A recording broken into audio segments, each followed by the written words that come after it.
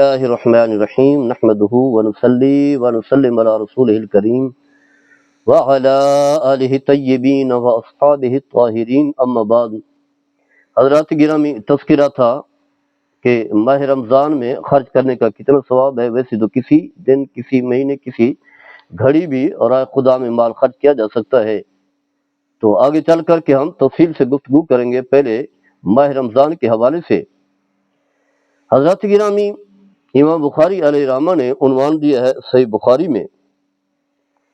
وہ عنوان ہے باب اجود ما کان النبی صلی اللہ تعالی علیہ وسلم یکون فی رمضان۔ امام الانبیاء، محبوب خدا، ہم سب کے آقا حضرت محمد مصطفیٰ صلی اللہ تعالی علیہ وسلم ماہ رمضان میں جو سخاوت فرمایا کرتے تھے، آپ کی سخاوت، اس کا تذکرہ امام بخاری نے عنوان دیا ہے کہ آپ کس طرح سخاوت فرمایا کرتے تھے۔ پہلے ہم آپ صلی اللہ تعالی علیہ وسلم کی سخاوت کا تذکرہ کرتے ہیں۔ اور یہ بات یاد رکھیں، ماہ رمضان کے ناموں میں سے ایک نام یہ بھی ہے شہر الآلاء، یعنی نعمتوں کا مہینہ۔ اللہ تعالیٰ جو ہے ماہ رمضان میں، ویسے تو ہر روز ہر مہینے اللہ تعالیٰ نعمتیں اپنے بندوں کو عطا فرماتا ہے، لیکن ماہ رمضان میں یہ نعمتیں جو ہے وہ بڑھ جاتی ہیں، جیسا کہ حدیث ہم پہلے بیان کر بھی چکے ہیں جو استقبال رمضان کے حوالے سے ہے، جس میں آپ صلی اللہ تعالی علیہ وسلم کا فرمان ہے شہر یزاد فی رزق المؤمن، فرمایا کہ جب ماہ رمضان کا مہینہ آتا ہے تو مومن کا رزق بڑھ جاتا ہے، امیر کا بھی بڑھ جاتا ہے، غریب کا بھی بڑھ جاتا ہے۔ جو مسلمان ہے، کلمہ گو ہے، ماہ رمضان کی برکات یہ ملتی ہے کہ رزق اس کا بڑھ جاتا ہے۔ یہ ہمارا المیہ ہے کہ تاجر حضرات یا جو بھی کاروباری لوگ ہیں وہ چیزیں مہنگی کر دیتے ہیں، اور یہی ذہن میں ہوتا ہے کہ سال بعد جو کمانا، ابھی سے ہی مال جو ہے وہ کما لے۔ تو یہ واضح ہے ناجائز طریقے، مخلوق خدا کو ستانا ہے، ثواب کی بجائے برکات حاصل کرنے کی بجائے گناہ جمع کر رہے ہیں۔ تو یہ ایک نفسیاتی بیماری ہے، ورنہ حقیقت یہ ہے کہ اگر اسی طرح بلکہ اس سے بھی سستے داموں چیزیں بیچے تو اللہ تبارک و تعالیٰ کہ ہاں برکتیں بھی حاصل کریں گے اور رزق بھی بڑھے گا، کیونکہ میرے آقا صلی اللہ تعالی علیہ وسلم کا فرمان ہے، تو آپ کے فرمان میں جو ہے کہیں غلط بیانی نہیں ہو سکتی۔ تو یہ عنوان دیا امام بخاری نے، پھر اسی کے تحت جو ہے حدیث لایا، راوی حضرت عبداللہ ابن عباس رضی اللہ تعالی عنہما کیا فرماتے ہیں کہ قال النبی صلی اللہ تعالی علیہ وسلم اجود الناس بالخیر وکان اجود ما یکون فی رمضان حین یلقاہ جبریل۔ فرمایا کہ ویسے تو میرے آقا صلی اللہ تعالی علیہ وسلم تمام لوگوں سے بڑھ کر کے سخاوت فرمایا کرتے تھے، آپ زیادہ سخی تھے۔ اللہ بھی سخی ہے اور اللہ کے حبیب بھی سخی ہیں، عام دنوں میں بھی، لیکن فرمایا کہ جب ماہ رمضان آ جاتا اور جبریل امین بارگاہ مصطفیٰ صلی اللہ تعالی علیہ وسلم میں حاضر ہوتے اور دور ہوتا قرآن کا، جبریل امین میرے آقا صلی اللہ تعالی علیہ وسلم کو قرآن سناتے تھے، اور میرے آقا صلی اللہ علیہ وسلم جبریل امین کو قرآن سنا کرتے تھے، جو قرآن کا حصہ اتر چکا تھا، نازل ہو چکا تھا۔ تو اس وقت کیونکہ اللہ کا فرشتہ آیا ہے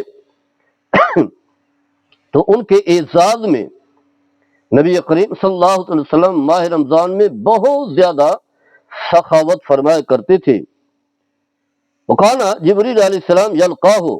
کل لیلۃ، فرمائے لیلۃ رمضان حتی ینسلخ یعرض علیہ النبی القرآن، فرمائے کہ ماہ رمضان میں روزانہ جو ہے جبریل امین بارگاہ مصطفیٰ صلی اللہ تعالی علیہ وسلم میں حاضر ہوتے اور پھر ایک دوسرے کو قرآن جو ہے سنایا جاتا تھا۔ نبی کریم صلی اللہ علیہ وسلم جبریل امین کے ساتھ قرآن کا دور کیا کرتے تھے۔ فرمایا فیضا لقیہ جبریل علیہ السلام کان اجود بالخیر من الریح المرسلہ،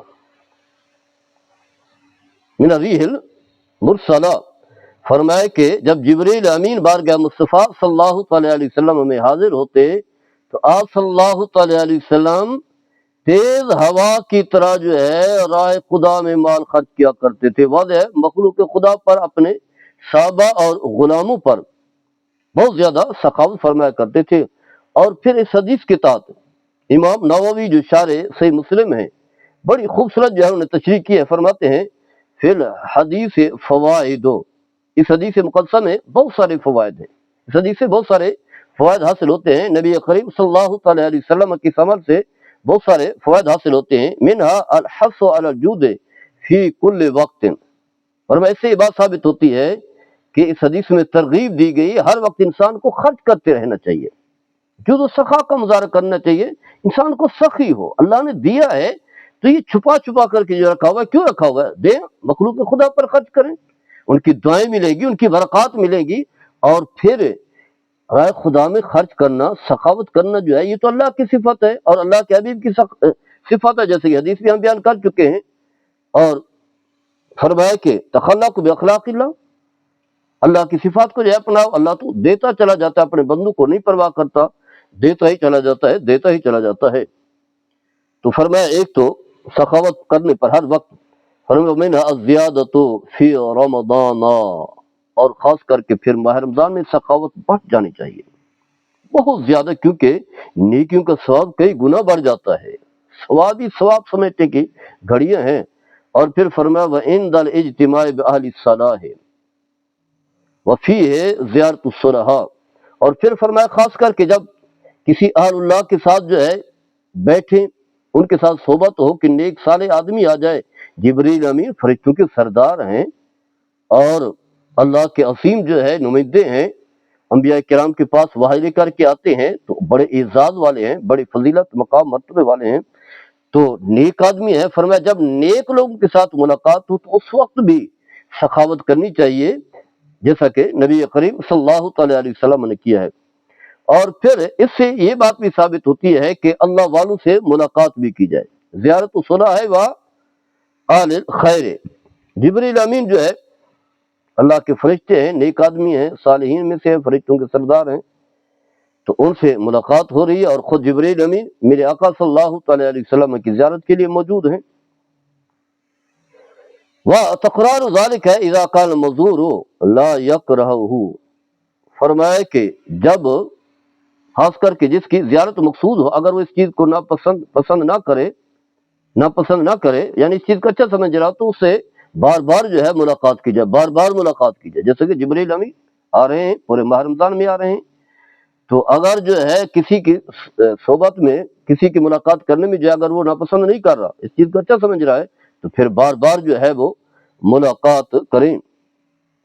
فرمایا وَالسِّبَابُ الْإِكْثَارِ مِنَ الْقُرْآنِ فِي رمضان، اور پھر فرمایا کہ ماہ اور رمضان میں قرآن جو ہے وہ کیا ہے، کثرت کے ساتھ جو ہے اسے پڑھنا، اس کا تکرار کرنا، قرآن سنانا، اس کی برکات اس حدیث سے بھی ثابت ہوتی ہے۔ وَقَوْنُ أَفْضَلُ مِنْ سَائِرِ الْأَذْكَارِ، فرمایا جتنی باقی بھی اذکار ہیں، تسبیح ہے، تحمید ہے، ذکر ہے، یاد الہی ہے، فرمایا سب سے بہتر کیا ہے، تلاوت قرآن ہے۔ اس لیے میرے آقا صلی اللہ علیہ وسلم ماہ رمضان میں تو قرآن کا تکرار کرتے تھے، اور پھر اہل اللہ کا بھی یہی طریقہ ہے، ماہ رمضان میں قرآن ہی زیادہ پڑھا کرتے تھے، باقی عبادت، ریاضت، غور و فکر، باقی چیزیں جو ہے وہ کم ہوتی تھی۔ کوشش ہوتی تھی کہ روزانہ قرآن پڑھا جائے، کم از کم 3 دن میں قرآن پڑھا جائے، قرآن زیادہ سے زیادہ ماہ اور رمضان میں پڑھا جائے۔ تو اس حدیث سے جو ہے یہ بات ثابت ہوتی ہے۔ اس کے علاوہ حدیث پاک میں آتا ہے، بخاری مسلم کی حدیث ہے، حضرت ابو ہریرہ رضی اللہ تعالی عنہ اس حدیث کے راوی ہیں، جس میں فرمایا اللہ تعالیٰ فرماتا ہے، گویا کہ حدیث قدسی ہے، اللہ تعالیٰ فرماتا ہے انفق یا آدم انفق علیک، اے اولاد آدم، اے انسان، تم میرے مال کو راہ خدا میں خرچ کرو، میں تم پر خرچ کروں گا، یعنی اللہ پھر تمہیں عطا کرے گا، تم راہ خدا میں دو گے اور اللہ تعالیٰ جو ہے تمہیں عطا فرمائے گا۔ بخاری کی حدیث ہے 1442، اس کا حدیث کا نمبر ہے، صحیح مسلم میں ہے 10 جو ہے حدیث کا نمبر ہے، بلکہ غلطی ہو گئی، حدیث کا نمبر جو ہے بخاری کا حدیث نمبر جو ہے وہ ہے 5352 ہے، صحیح مسلم کا ہے 993۔ اور پھر اسی کے ساتھ جو ہے امام نووی علیہ رحمہ نے جو ہے بڑی خوبصورت جو ہے وضاحت کی ہے، فرماتے ہیں اس کا معنی یہ ہے جیسے کہ اللہ تعالیٰ فرماتا ہے وما انفقت من شیء فهو يخلف، فرمایا کہ جو کچھ تم خرچ کرتے ہو تھوڑا یا زیادہ، فرمایا اللہ تعالیٰ اس کے عوض جو ہے عطا فرماتا ہے، وہی خرچ کرو میں تم پر جو ہے خرچ کروں گا۔ تو فرماتے ہیں کہ اس سے خیر کی جتنی بھی صورتیں ہیں، راہ خدا میں خرچ کرنے کی جتنی بھی صورتیں ہیں، فرمایا تمام کو جو ہے وہ شامل ہے۔ اور پھر اللہ کی طرف سے یہ خوشخبری ہے کہ اللہ تعالیٰ بھی یہ عطا فرمائے گا، اللہ کا فضل ہوگا اور اس کی عطا ہوگی۔ اسی طرح ایک حدیث پاک میں آتا ہے، بخاری مسلم کی حدیث ہے، راوی حضرت ابو ہریرہ رضی اللہ تعالی عنہ ہیں، فرماتے ہیں کہ رسول اللہ صلی اللہ تعالی علیہ وسلم نے فرمایا کہ اللہ تعالیٰ کی راہ میں خرچ کرنے کی برکات کیا ہے، فرمایا من تصدق بعدل تمرۃ من کسب طیب یا من کسب طیب لا يقبل اللہ الا طیبا وان اللہ يتقبلها بيمینہ ثم يربیها لصاحبہ كما يربی احدکم فلوہ حتی تکون مثل الجبل۔ فرمایا کہ جو شخص جو ہے رائے خدا میں ایک کھجور کے بدلے میں بھی مال حلال میں سے، رزق حلال میں سے، پاکیزہ کمائی میں سے رائے خدا میں خرچ کرتا ہے۔ اور یہ بات یاد رکھیں کہ اللہ کی بارگاہ میں جو مال مقبول ہوتا ہے وہ مال مقبول ہے، جیسا کہ حدیث میں بھی ہے، فرمایا اللہ تعالیٰ جو ہے مال طیب جو ہے قبول فرماتا ہے، مال حرام کی اللہ کے کوئی حیثیت نہیں ہے۔ ہمارے ہاں لوگ جو ہے بس جو ہاں سے کہیں مال آ رہا ہے، سود کا ہے، رشوت کا ہے، چوری کا ہے، ڈاکے کا ہے، پتہ نہیں کہاں کہاں سے مال جمع کر کے جو ہے خوب جو ہے وہ افطاری کروا رہے ہیں، خرچ کر رہے ہیں، جو ہے لوگوں کی خدمت کر رہے ہیں، ماہ رمضان میں راشن دے رہے ہیں، تو اس کی کوئی حیثیت نہیں، کوئی وقت نہیں، بلکہ مال حرام میں اگر ثواب کی نیت کریں گے تو ایمان بھی چلا جائے گا، ایمان بھی ختم ہو جائے گا، مسلمان نہیں رہیں گے۔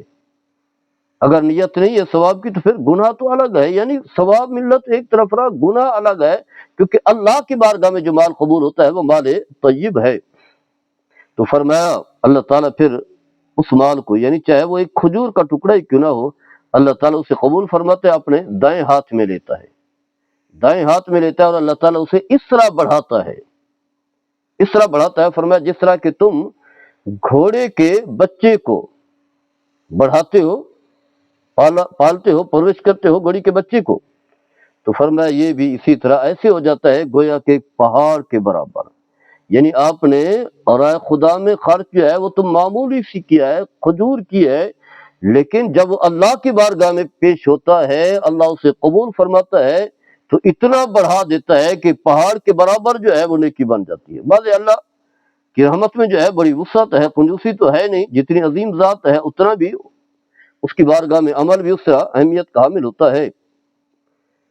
بخاری میں حدیث جو ہے وہ کیا ہے، حدیث کا نمبر ہے 1410، صحیح مسلم میں بھی 1400، یہ 114 ہے، مسلم کا نمبر جو ہے بلکہ 1014 ہے، اور صحیح مسلم کا جو ہے، صحیح بخاری کا جو ہے 1410 ہے۔ تو الغرض کیا برکات ملتی ہیں۔ اور پھر ایک اور حدیث اس حوالے سے یاد رکھیں، اللہ تبارک و تعالیٰ قرآن مجید میں ارشاد فرماتا ہے من ذا الذی یقرض اللہ قرضا حسنا، کون ہے جو اللہ کو قرض حسنا دیتا ہے۔ یہ قرآن کی آیت ہے، جب یہ آیت کریمہ نازل ہوئی تو میرے آقا صلی اللہ تعالی علیہ وسلم کے ایک صحابی حضرت ابو دہدہ اور رضی اللہ تعالیٰ عنہ بارگاہ مصطفیٰ صلی اللہ تعالی علیہ وسلم میں حاضر ہوتے ہیں، عرض کرتے یا رسول اللہ صلی اللہ تعالی وسلم کیا اللہ بھی ہم سے قرض مانگ رہا ہے؟ تو آپ نے فرمایا ہاں اللہ قرض مانگ رہا ہے، قرض حسنا۔ تو عرض کی یا رسول اللہ صلی اللہ تعالی علیہ وسلم میرے 2 باغ ہیں، ان میں سے جو مجھے سب سے زیادہ محبوب باغ ہے کھجوروں کا باغ ہے، اور اس کے اندر 600 کھجوریں ہیں۔ اور یہ بات یاد رکھیں کہ مدینہ منورہ کی کھجوریں جو ہے بڑی عمدہ کھجوریں، اس لیے حاجی اور عمرہ کرنے والے جو ہے کھجوریں لے کر کے آتے ہیں، بڑی عمدہ کھجوریں ہوتی ہیں، بڑے لذت ہوتی ہے، لوگ بڑے شوق سے کھاتے ہیں۔ ایک تو ویسی تبرک ہے، دوسرا جو ہے ان کھجوروں کے اندر جو ہے بڑی چاشنی اور بڑی لذت ہوتی ہے۔ تو یا رسول اللہ صلی اللہ علیہ وسلم یہ میں 600 کھجوروں کا باغ جو ہے رائے خدا میں پیش کرتا ہوں. یعنی دیکھیں جذبہ، دیکھیں صحابہ کرام کا جذبہ، دیکھیں دین سے محبت، دیکھیں اللہ تبارک و تعالیٰ کے حکم کی تعمیل اور اللہ کے حبیب کے حکم کی تعمیل کا جذبہ دیکھیں. ہم تو جو ہے علماء بیان کرتے ہیں، لوگ سنتے ہیں بڑے شوق سے، بڑا واہ واہ کرتے ہیں، کیا ماشاء اللہ سبحان اللہ سبحان اللہ، بلکہ ہدیہ بھی دیتے ہیں، نذرانے بھی دیتے ہیں، پیسے بھی سامنے رکھتے ہیں، لیکن عمل کوئی بھی نہیں ہے. بس سنا، اس کے بعد جو ہے غائب ہو گئے، کوئی عمل نہیں ہے. کئی بار سنتے ہیں، کئی محفلیں ہوتی ہیں، لیکن نتیجہ زیرو ضرب زیرو ضرب زیرو یا زیرو جمع زیرو، زیرو ہی ہوتا ہے. کچھ بھی عمل میں تقوی میں جو ہے اضافہ نہیں ہوتا. حضرت ابو درداء رضی اللہ تعالیٰ عنہ سیدھا جو ہے اپنے باغ میں جاتے ہیں. باغ میں ہی ان کا گھر تھا جسے ہم فارم ہاؤس کہتے ہیں، وہاں بیوی بچے بھی ہیں، وہاں بھی وہ موجود ہیں، درخت کے سائے میں بیٹھے ہوئے ہیں. تو حضرت ابو درداء اپنی عالیہ سے ام درداء سے فرماتے ہیں کہ یہ باغ میں نے رائے خدا میں دے دیا، اب یہاں سے اٹھیں، اگر یہاں بیٹھو گے تو اس میں کوئی برکت نہیں ہوگی. برکت پانی ہے، اللہ کے اجر و ثواب حاصل کرنا ہے، زائد اللہ کی طرف سے لینا ہے، اسے بھی بڑھ کر کے، تو پھر یہاں سے اٹھیں. اور حدیث کے الفاظ ہیں، جو بچے کھجوریں کھا رہے تھے، ام درداء رضی اللہ تعالی عنہا نے ان کے منہ سے کھجوریں جو ہے وہ نکال لی کہ اب اس میں ہمارا کوئی حق نہیں ہے. یہ ہے جذبہ. اور یہ دیکھیں گھر کا ماحول کیسا ہے، شوہر صالح، بیوی بھی صالح، دونوں جو ہے نیک ہیں، دونوں دین سے جڑے ہوئے. الحمدللہ دونوں کا جو ہے معیار دیکھیں، تقوی کا معیار دیکھیں، اللہ کی ذات پر کتنا یقین ہے کہ اللہ نے مانگا ہے، حالانکہ اللہ نے دیا ہے تو رائے خدا میں خرچ کر رہے ہیں. تو یہ ہے عقیدہ. تو حضرات گرامی